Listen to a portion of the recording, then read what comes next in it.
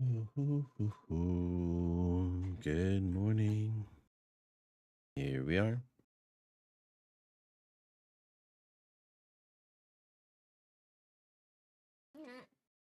Yep. Thank you for coming out this morning. It was kind of hard to wake up. I was missing one blanket. I don't know. I must have kicked it off last night, so I was cold. Didn't know why. Then I realized that was my comforter. It is what it is, but early morning Bible reading is the way to go for me. If it's for you, good on you.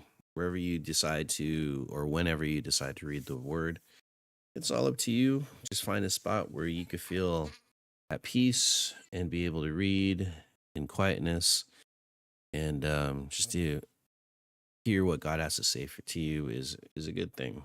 So whenever that happens for you, that's great. Just for me, it just happens to be in the morning. So let's get to it. We're at day 44, Proverbs 10:22-23 in the ESV. The blessing of the Lord makes rich, and he adds no sorrow with it. Doing wrong is like a joke to a fool, but wisdom is pleasure to a man of understanding. Good. Let's go ahead and go with our baselines again. This is the 7 pillars of wisdom: purity, peacefulness, gentleness, reasonableness, fullness, control. Self-control, that's not, well, that is a part of it. Self-control is a fruit of the Spirit. Good fruits: impartiality, sincerity, fear of the Lord, beginning of wisdom, living righteously and in integrity. This is all related to being someone who follows wisdom, which in general, you could go ahead and be following God at the same time. As wisdom and God is kind of close together, because God created wisdom and God wants you to seek out wisdom because she is amazing. Those who follow wisdom have sound minds, takes responsibility for their own actions, willing to say sorry, heeds instructions, consider the words of close confidants and elders. Righteous living, or the life, leads to spiritual well-being, God's favor, eternal life. These words are sustenance for themselves, like myself, their family, and the others. The fruits of the Spirit: love, joy, peace, patience, kindness, goodness, faithfulness, gentleness, self-control. Against such there is no law. Which watch what you say, for your heart comes your words. So those are the baselines that we've been going all the way through all 10 chapters of Proverbs. We'll be adding to our baselines as new pieces of wisdoms comes through, but generally speaking, that's it. You go ahead and read it in the description. I like to go over it just so you know where we're coming from. All right, the blessings of the Lord makes rich. I'm trying to see how I'm gonna. Okay, I'll say makes rich is green, and I'll do this. He, which is God, adds no sorrow to it. Those are in the positive. Doing wrong is like, so we're talking about the fool, and doing wrong is like a joke. But wisdom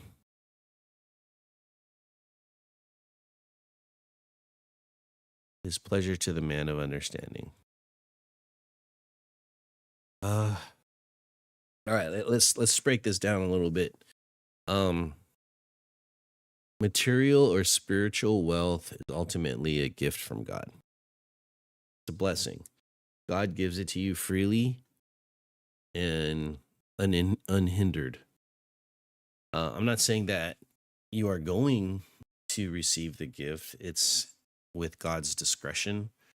And I said this before, I think it may have been yesterday or something like that, that there are some people who are following God and having wisdom, and they're not very well off financially. And that's the thing. But then the opposite could be true too. Like they could be really rich and following God. And so it's at God's discretion. It's not our choice.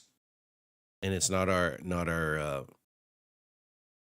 prerogative to go ahead and be jealous about it and stuff like that. It's just what God has given us, and we have to make do with what we have, what God has given us. But it is God's blessings that makes us rich. So we may not be material rich, but we'll be spiritually rich. Living a life full does not mean we will have a materially and advantageous life. Okay, it's that's not a given, right? But what is a given is that if you are living a life and you are rich in any way, whatever it is, material or spiritual, um, you will not have sorrow for it. It's you got it through hard work, through integrity, through your own responsibilities and your own effort. There shouldn't be any regret for doing so. And I feel like I have made my position being middle class. I don't think I'll ever be upper class, but I do make six figures a year, which is more than a lot of other people. And just because I make more than people materially, I'm talking about materially, just because I make more than other people, it doesn't, I don't regret having that because I worked hard for it. And it's something that with my own hands, although more like my own brain because it's a white collar job. I don't do physical labor. I'm an educator. So I don't do physical labor. Walking around and it's mental labor, literally. It's creating papers and managing students, and it's not physical at all. It's all mental, relational, and it could be stressful too. So, but I don't regret or I don't feel bad for being able to be financially um, secure for now. Doesn't mean I'm not going to lose it or anything like that, but I'm trying my best financially to do well for my family and the people around me.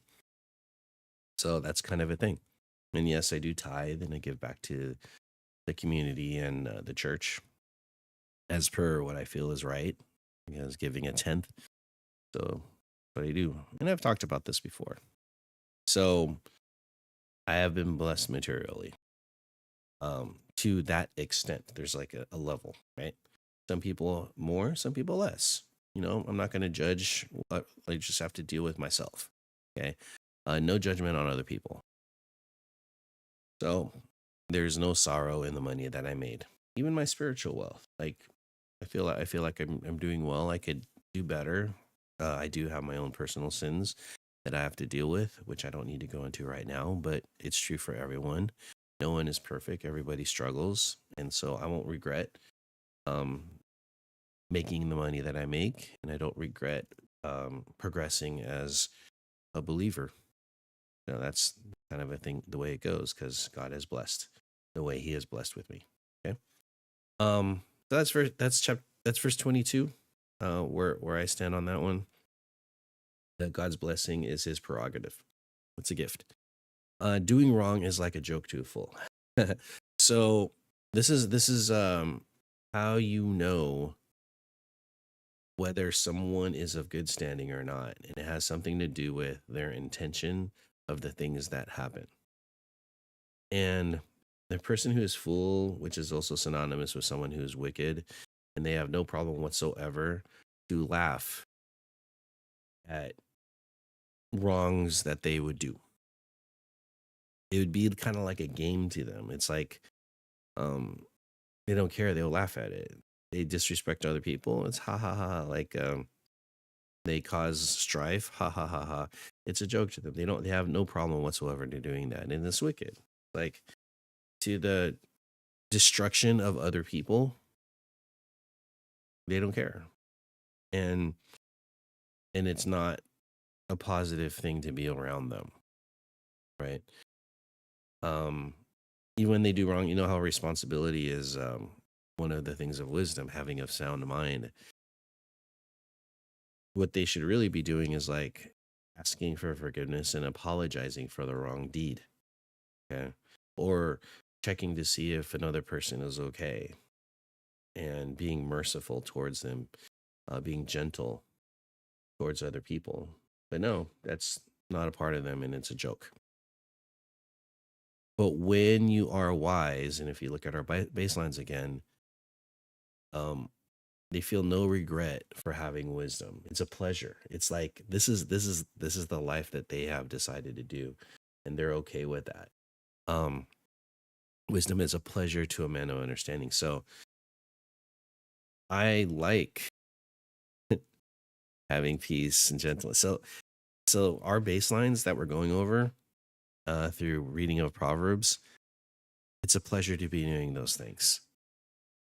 I think it's a life that is worthy of living for as long as I'm in the world, is to be living righteously, to living in wisdom, um, fearing God, knowing that He is the great giver of the blessings that I have right now, and He could take away. And so I will do good for the God of the universe who has who has been there for me and saved me and stuff like that. And I'll do good to myself. And I feel like wisdom helps me, and peace, being peaceful, and do good to others, which is the way in which I interact with other people. And I think that's a good thing. So I don't know. So I'm hoping you're taking pleasure in following wisdom, in in a sense, actually not in a sense, actually following God. So if you're following God and actually a full believer, then you're using wisdom as your guide, and you're following her, and you take pleasure in that. Mhm. God will bless you and make you rich, spiritually, materially, either one of those or both.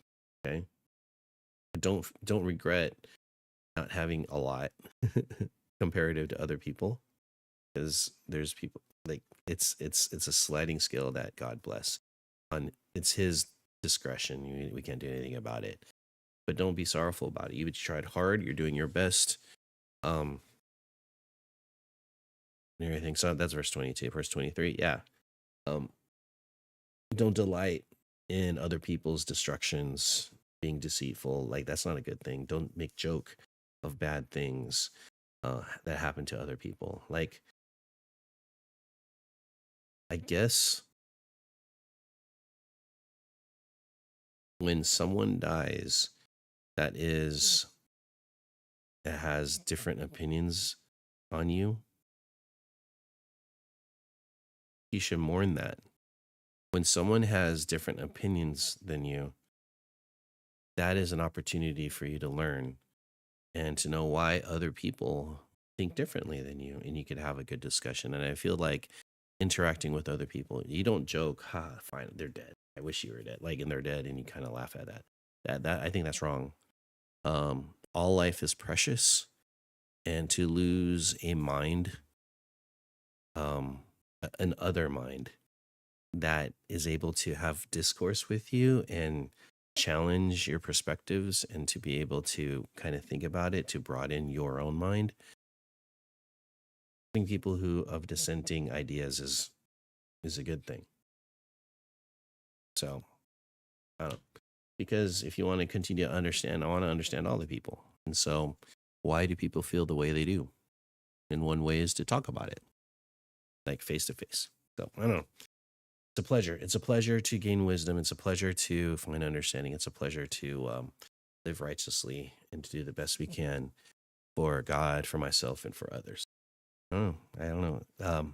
You may think differently. If you want to go ahead and discuss that, we could go ahead and discuss it. Look at our baseline. That's what I'm growing to believe and growing to understand, um, of the baselines of following wisdom, which is a part of being a believer, a follower of Jesus Christ. So if you're a follower, let wisdom be your guide. Is that a catchphrase? I was watching, if you watch this, called Free Guy, Free Guy. And at the end, one of the characters in the story was programmed, and wasn't completed. And so I go, praise, good adjective, or something like that. He would say, like, the thing that you're supposed to say. So anyways, did I do a catchphrase? Let wisdom be your guide. Anyways, it's a pleasure talking to you, pleasure joining with you. I hope you have a good day. And yeah, that's all I have until tomorrow. I'll see you guys next time. Peace. Say goodbye. Bye.